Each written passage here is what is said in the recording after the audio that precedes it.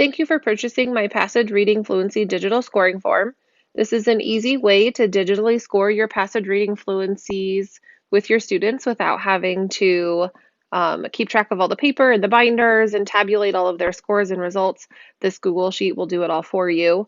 You're going to want to start by making a copy of the file you purchased for each student that you plan on assessing. So you'll go to File, make a copy, and I like to rename the sheet with a student's name so it's easy to search.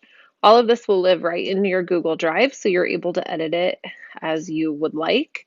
I would caution you, there are quite a few formulas, and so as you're changing things, just double check that you're not changing a cell with a formula because it could impact the rest of the document. So if you prefer to listen to these directions, to read these directions on your own, this is all on this first directions tab here. Everything is written out for you. And then at the bottom, there's a few additional resources and links. When I'm done with this video, it'll be uploaded here. There's also the Easy CBM percentile tables, and then the DIBELS norms, which I use for comprehension indicators. The second page or second tab has a student summary page. So here's where you're going to add your student name before you give them their test. And I am a high school teacher, so I generally use this with high school students. Our district does not have access to nationally norm referenced high school level probes, so they've opted for us to use the 8th grade level. And so included in every single one of the passage reading progress monitoring probes, regardless of the grade level that you have, you'll also have access to the grade 8 benchmark probes. If your students are below the 8th grade level and you don't plan on using those, you can go ahead and delete them. It won't impact anything. You just won't get any data under this benchmark assessment score area. Below that is the progress monitoring score area. You do not need to copy and paste any of the data. I'll show you how to pull that data over when we are all finished with an example assessment. On the bottom of this page is a nice and easy to read visual of the student's progress, so you can see after 3 or 4 assessments if you need to make intervention changes or reading level changes as necessary. Also included is a blank template, so if you would like to create your own passage reading tabulation page out of a novel or an article you're having kids read, you can do that by filling in 1 word per square, and then all of the formulas will tabulate and count those words accordingly for you. So the next set of pages or tabs can be used using the same process throughout. So regardless of if you're doing a benchmark or a progress monitoring, all of the steps are the same. So this is your copy, what you're going to look at as your student is reading. If you need student copies, remember this document is all associated with the Easy CBM passage reading fluency probes. And Easy CBM, the light version, is free to teachers. You can create a free account and download the student passages or the student versions and either give them a digital copy or a paper copy to read off of, but you don't want them reading off of your computer screen. So once I put in the student name, you see it pulled over and is listed on student name. But I do want to show you. So you have the 3 benchmarks that are typically done fall, winter, and spring. And then after that, you have a series of progress monitoring probes where you can score those or decide to assess with those depending on your monitoring schedule. So each one typically has between 15 or 17 probes depending on what's available through Easy CBM. So I'm going to show you a progress monitoring, how to walk through it step by step. So the first thing you would want to do is put in the date, because that will pull over on your summary page as well. You'll notice you have a space for total words written, or total words read, which is currently right now every word in the passage because the student hasn't read yet.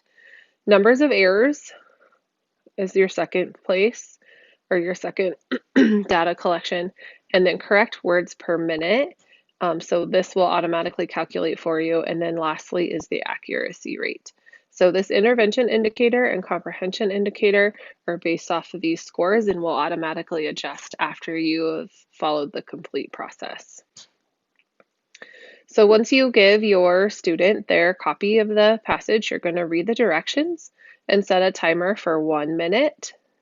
Once you start the timer, your student will start reading.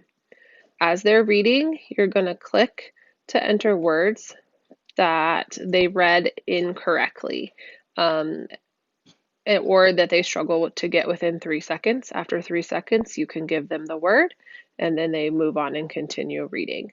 Let's pretend that Sally Sue read those words incorrectly. Perhaps she skipped this whole row and then missed this word and finished on the word would right here. So at a reasonable stopping point, I would ask her to stop. She's all finished.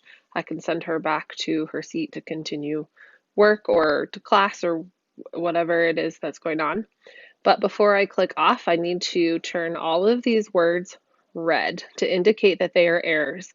And it has to be this fill color is red because that is what is going to be calculated with the formula that's going to recognize those boxes or those words as read incorrectly.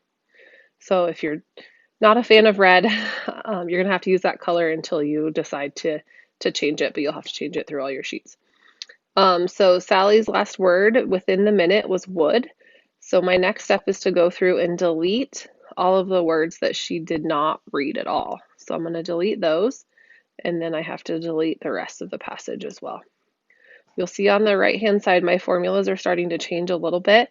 You can leave these running errors, word read correctly alone. That's what's calculating up top. Once you're finished and you've deleted all unread words and marked all incorrect words as read, you're going to click the checkbox to refresh your screen or to refresh your page. You'll see the formulas reload. And now at the top it shows that Sally Sue had 111 total words read. She made 18 errors, so I selected 18 boxes and highlighted them in red, which is what made those turn to red, turn the 18, sorry, made the red is what indicated the 18 words that were incorrect. If you subtract those, that gives me the correct words read per minute, which is 93, and with an accuracy rate of 84%. So using Dibble's standards, that would indicate that she's an intensive support or an at-risk student at this grade level, and this text is more than likely frustrational for her. And that's it. That's how you score. The last piece, as I mentioned in the very beginning, was to how to pull all this data into one page on the summary, the student summary page. So I'm going to click back to that student summary page.